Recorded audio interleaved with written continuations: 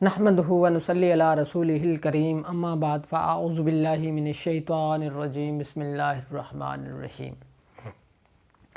YouTube की दुनिया के तमाम दोस्तों को हकीम असबासिर का सलाम कबूल हो। दोस्तों, आज के इस स्पेशल वीडियो सेगमेंट में हम आपके लिए लाए हैं एक मुनफरिद और बेशकीमत लाजवाल कोर्स, नायाब शादी कोर्स।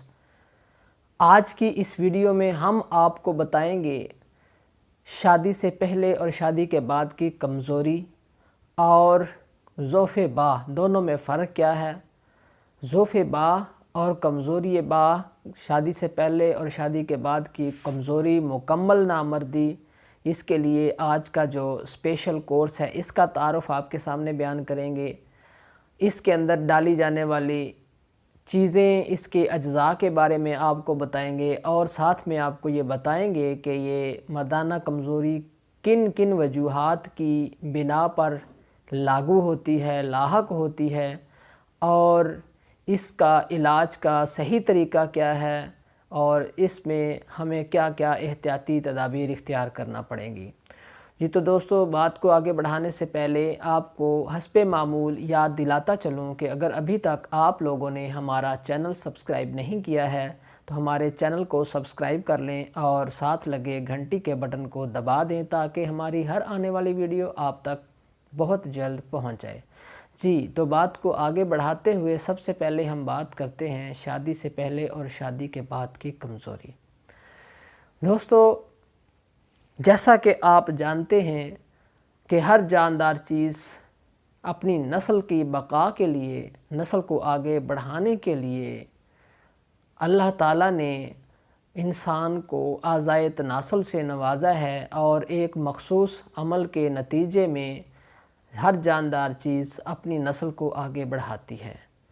दोस्तों, अल्लाह ताला के पैदा किए हुए, बनाए हुए इस निज़ाम में फतूर भी इंसान की अपनी ही कमाई की वजह से आता है। यानी इंसान अगर फ़िज़िकली तौर पर, इंटरनली और एक्सटर्नली, अंदरूनी और बैरूनी तौर पर मर्दाना कमज़ोरी का जो है वो बाइस बनता है, मर्दाना कमज़ोरी इंसान को लाहक होती है, तो इसके पीछे इंसान के अपने आमाल हैं। जी, आपको तफसील से बयान करने की बजाय मैं मुख्तसरन यहाँ पर डिस्कस करूँगा कि मर्दाना कमज़ोरी की वजूहात क्या हैं। दोस्तों, आजकल मीडिया का दौर है, बुराई आम है, बल्कि बुराई सस्ती है और नेकी करना इंसान को दुश्वार लगता है। तो आजकल के इस कल्चर, इस माहौल में बहुत तादाद में लोग, धड़ाधड़ लोग जो है वो इस मर्ज़ का शिकार हो रहे हैं। इस मर्ज़ के पीछे, इस मर्ज़ के लाहक होने के अगर बैकग्राउंड चेक किया जाए तो इसमें हमारा माहौल, हमारी सोसाइटी और मुआशरा 100% तक इन्वॉल्व है। गलत किस्म की महाफ़िल, गलत किस्म की सोचें, गैर अखलाकी हरकत और जरियान एहतलाम का कसरत से होना, हद से ज़्यादा हम बिस्तरी, जलक, मास्टरबेशन जिसे कहते हैं, हद से ज़्यादा जिस्मानी और ज़हनी मेहनत, रात को देर तक जागते रहना, जिस्म के अंदर हद से ज़्यादा बलगम, तरी और रतूबत का पैदा होना, जिस्म का मिजाज ठंडा हो जाना, ये सारी चीज़ें मर्दाना कमज़ोरी के असबाब में से हैं।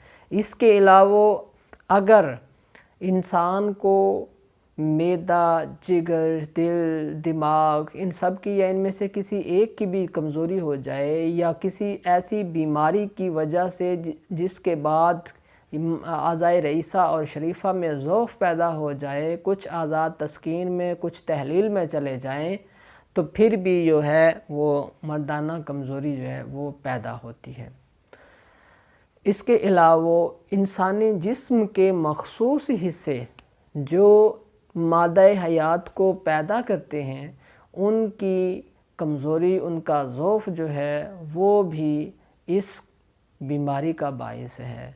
دوستو اگر یہ بیماری لاحق ہو جائے تو پھر انسان کو کرنا کیا چاہیے؟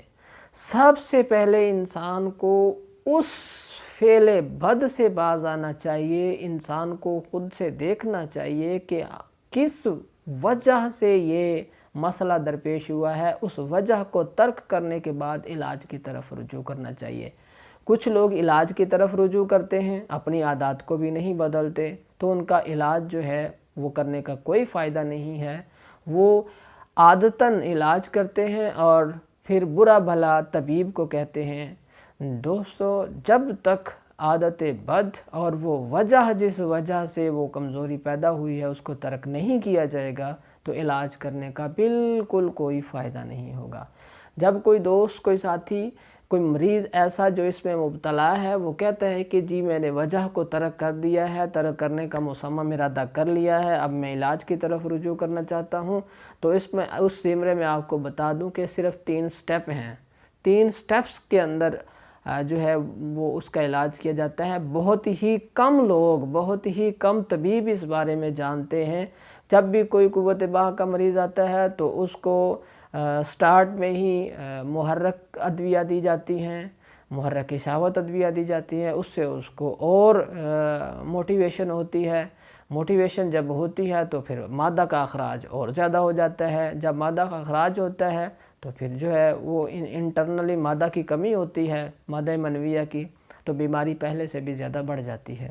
اس کا علاج غور سے سنیں، اس میں 3 سٹیپ ہیں۔ سب سے پہلا سٹیپ جو ہے اس میں مریض کو مسکن ادویہ استعمال کی جاتی ہیں۔ مریض کو اعصابی طور پر، دماغی طور پر، قلبی طور پر تسکین پیدا کر کے اور اس کے عضلات میں بھی تسکین پیدا کر کے پھر ہم اس کو کیا کرتے ہیں کہ اس کے جو شہوت ہوتی ہے اس کو بالکل 0 پہ لے آتے ہیں۔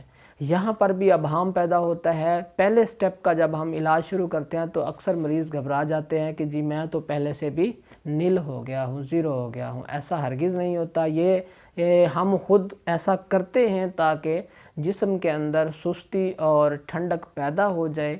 تو پھر اس کا فائدہ کیا ہے؟ اس کا فائدہ یہ ہے کہ جب ہم دوسرے سٹیپ میں مقوی ادویہ، مولد منی اور مغلظ منی ادویہ دیں گے تو وہ کبھی بھی اخراج نہیں پائیں گی بلکہ جسم کے اندر سٹور ہوتی جائیں گی۔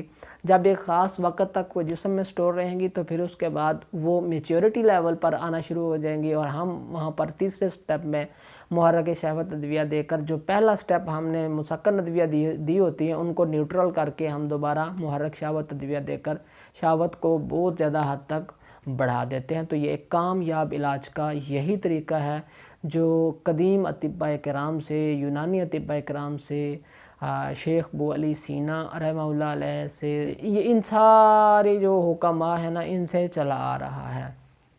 تو دوستو میں امید کرتا ہوں کہ آج کی یہ ویڈیو آپ کو اچھی لگی ہوگی۔ ہم آپ کے لیے ایک اسپیشل کورس ہم نے متعارف کروایا ہے، 3 سٹیپ میں نے گنوا دیے ہیں، ہمارے پاس یہ کورس موجود ہوتا ہے۔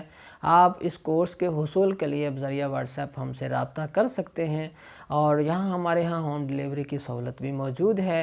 انشاءاللہ آپ کو آپ کے ڈور سٹیپ تک بغیر کسی پریشانی کے مکمل منی بیک گارنٹی کورس 3 ماہ کا ارسال کیا جاتا ہے۔ میں امید کرتا ہوں کہ آج کی ویڈیو آپ کو اچھی لگی ہوگی۔ کمنٹس میں ضرور بتائیے گا۔ اگر کسی بھی شخص کو، کسی بھی مریض کو کوئی کسی قسم کا اور مسئلہ ہے تو کمنٹس میں یا واٹس ایپ نمبر کے ذریعے سے مجھ پہ رابطہ کر سکتا ہے۔ اجازت چاہتا ہوں، نیکسٹ ویڈیو میں دوبارہ ملاقات ہوگی۔ السلام علیکم۔